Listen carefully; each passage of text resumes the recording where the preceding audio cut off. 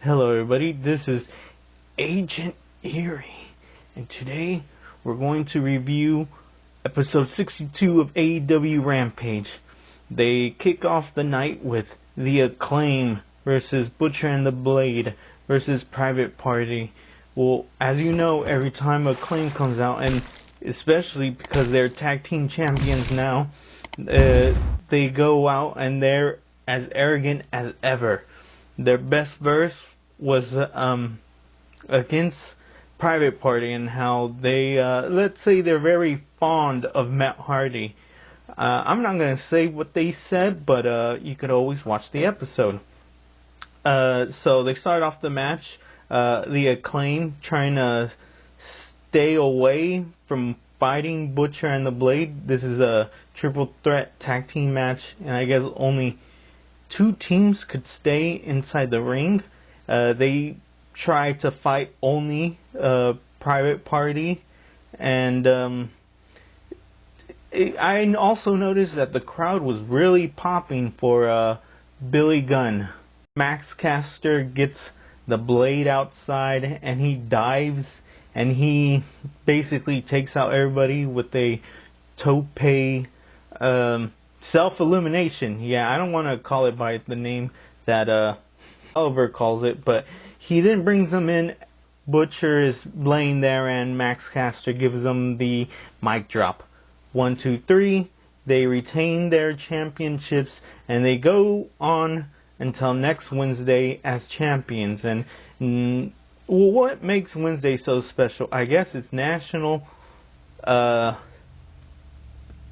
Tool Day. Another word that I'm pretty sure I can't say, it's basically, just think Scissor Day, okay? Maybe I could call it Scissor Day. Yeah. If this gets brought down, I think we all know why. Alright, next, there's a segment, the Firm Clowns FTR. Well, the Firm, they're standing in what appears to be a hallway.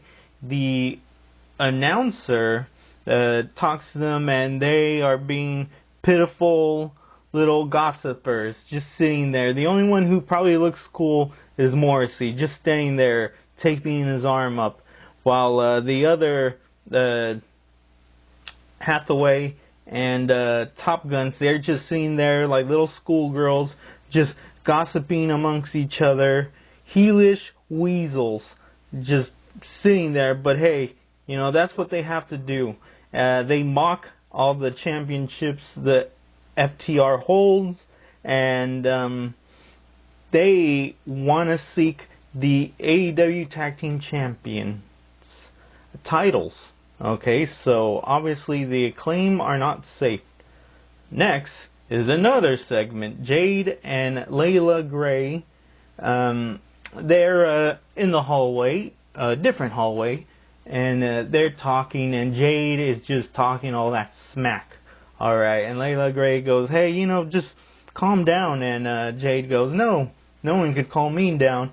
And guess who comes over? Vicky Guerrero, Nyla Rose, and Marina Shafir. Nyla, Vicky, and Marina mentioned that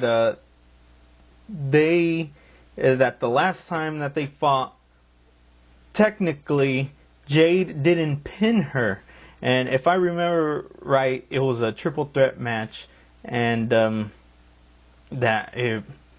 Jade must have pinned the other opponent. I don't remember right, but that's the only way that can make sense.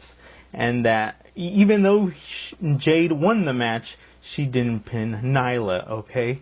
Alright then, and we'll, I guess Jade goes, oh, okay, alright, yeah, I'll face you just on my own time. But what makes me laugh is the next thing. This is what makes Vicky the most Karen. She gets I don't know what you would call it, her shawl or something, and throws it over Layla Gray and tells her to cover up, that she looks indecent. Ooh, I mean, just imagine having a mother-in-law like that. Alright then, Fuego Del Sol versus Lee Moriarty. And Lee Moriarty, I don't know if he had this hairstyle before. The dude has green hair. I don't know what to say, but I will tell you this. A great athletic individual. Both of them are very athletic, but I don't think I've seen Lee Moriarty fight. And it's one of the individuals I'm glad that are in AEW. Well, Lee Moriarty, he wins the match by something that looks like a cross face with the captured arm. I think Excalibur call it the stretch lock. Well, whatever it was efficient. Morrissey, who, I mean, the more I look at him, kind of looks like Test, chokeslam Fuego Del Sol. And just being the most heelish individual out of that faction, the Firm. Next, we got Hangman and the Dark Order. They are just sitting there, and all of a sudden, La Facción Ingobernable, I just call it the LFI, okay? Alright, I'm gonna cut it short. I could have sworn it was the AFO, but I think this is just if it's Idolo and Rush. If they're together, it's LFI. Alright, then Andrade wants to take on number 10, and he says, you know, you should have fight me. And what better way to fight me, number 10, than to fight it in the the anniversary of the last match Brody Lee had. He accepts, but then he tells him, sure, I'll give my mask, and well, if I'm gonna give up my mask, something really important, how about if you lose your employment here? So I guess mask versus career. I don't know. Yeah, it's very interesting. This could go either way. I think it would most likely be that the number 10 is going to lose his mask. But then again, there's those rumors that Idolo wants to leave AEW. I don't know. Who knows? Maybe this is just gossip. Now, before the segment finishes, Ethan Page and Hathaway, they come up to the LFI and they say something to the effect, hey, you know, I'm not a snitch, but, you know, there's a little contract tampering going on with Private Party, and maybe you should check that out. So, yeah, we'll find out about that later on. Okay, the next match is Willow Nightingale versus Jamie Hayter. I could see why they put this match. Willow is an ultra positive individual, while Jamie Hayter, when she comes out, she's serious. She looks like she wants to destroy the world, while Willow Nightingale looks like a happy individual, which is odd, because the last time they faced each other, Nightingale was really intense and made Hayter run away. Alright then, well, Willow, I mean, I don't see her that much as a big woman, but I guess she fights in a heavy style, and Jamie had trouble trying to take her down in the beginning. Hayter also was being cheered by some of the people in the crowd. Very odd. But then again, you know, there's that thing going on between her and Dr. Britt Baker. Maybe Hayter will become a face. I don't know. There's that possibility. Britt Baker kind of slows down Willow before jumping on her. Willow is trying to get on the turnbuckle and ready to jump, but Britt Baker slows her down. This gives time for Hayter to get her from the top turnbuckle, pick her up, give her a high German suplex, and then deliver a short arm tackle or clothesline. Let's call it short arm clothesline. And that wins the match. I say that was an interesting match. Next is a segment with the Ward Joe. Yeah, basically they're just demonstrating that they're the best, and it shows them destroying their last victims and that there'll probably be more victims. And it was great to see Samoa Joe, because he's actually, as I see it, being used properly. These two individuals, Wardlow and Samoa Joe, they could be such a destructive force. Tony Khan, I believe you did great. We have Ryan Nemeth clowning Philly. Okay, I don't know if you guys ever seen this before, but Bill Burr, he clowns Philly. And I'm amazed that Ryan Nemeth, he mentions this, because Bill Burr makes a big deal about this when he was basically destroying Philadelphia. Ryan Nemeth states that Rocky is fake. Now, basically, Bill Burr was trying to say, Philadelphia, why don't you actually have a statue of Joe Frazier, and that Rocky isn't real? Okay, I think he just says Rocky isn't real. He doesn't mention anything about Joe Frazier, but Bill Burr, he brings up that, hey, you know, Rocky, he's not real. I'm sorry to tell you this, he's not real, and you guys should instead have a statue of Joe Frazier. If you guys want to see it, hey, go look for it. It's one of the most intense. Basically, if I was someone from Philadelphia, I'd feel embarrassed to walk out after that verbal thrashing Bill Burr delivered. Alright, well, I guess Hook comes out because Ryan clowns ECW, and we all know that once you talk smack about ECW, you talk about the alumni of the ECW, which is from Philadelphia. And Taz, he was in ECW. Well, hence Hook, he's gonna go out to save the day, though. I thought he would have been booed because he's from Brooklyn, New York City. But hey, whatever. Hook just beats Ryan Nemeth down. Lots of crossface punches. Gives him the old red rum. And basically just makes him tap out. Now, how Ryan Nemeth gets Hook out is basically he calls ECW extremely crappy wrestling. I haven't heard those words in a long time, and it's usually Jerry Lawler who's uttering those words.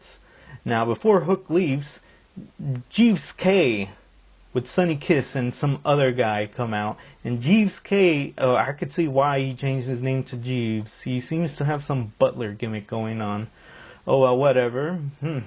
Hopefully he's gonna make money. And talking about money, he makes, before dropping this envelope to Hook, he makes this sign suggesting, hey, you want to make money, read this. And Hook, well, you never know what that kid is thinking, so we'll probably have to find out next Rampage.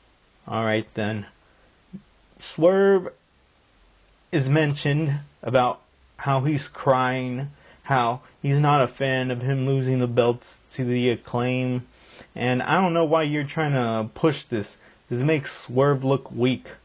I mean, Keith Lee already looked weak going on Dynamite and going, oh yeah, well, the only reason you beat us is because Billy Gunn got involved.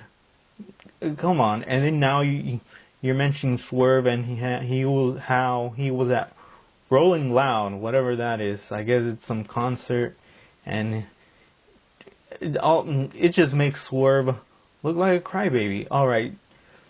Then we have Hangman Adam Page, who, well, first, no, actually, we have Moxley talking about Hangman Adam Page.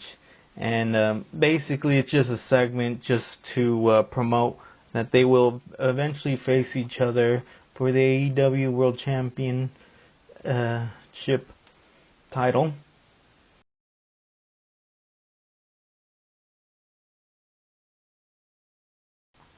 And then the last segment of the night, we have Hungy versus Rush. Okay, now with Mark Henry as the narrator, announcer. Yeah, let's call him announcer. Hungy, basically tells Rush, hey, stop pursuing number 10. That little man crush you have, it seems a little disturbing, a little weird. Ironic, because, come on, the Dark Order was basically, harassing Hangman and Page, and they had this little odd relationship going on. Oh well, whatever. Whatever for a little laugh. Alright then. Well,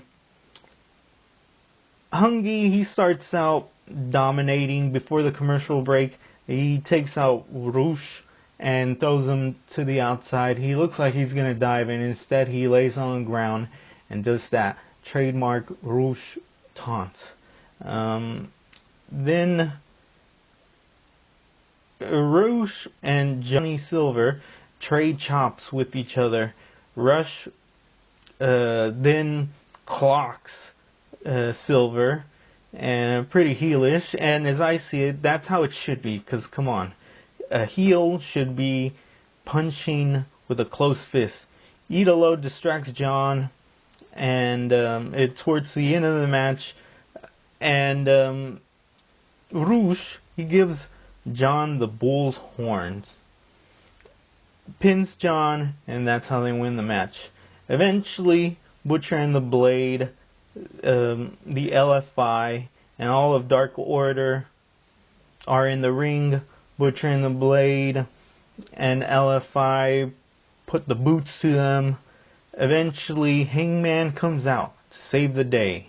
And if you remember right, the last time these two people were in the same ring were at the Battle Royal, where Hangman Adam Page won the golden ticket. And they look heated.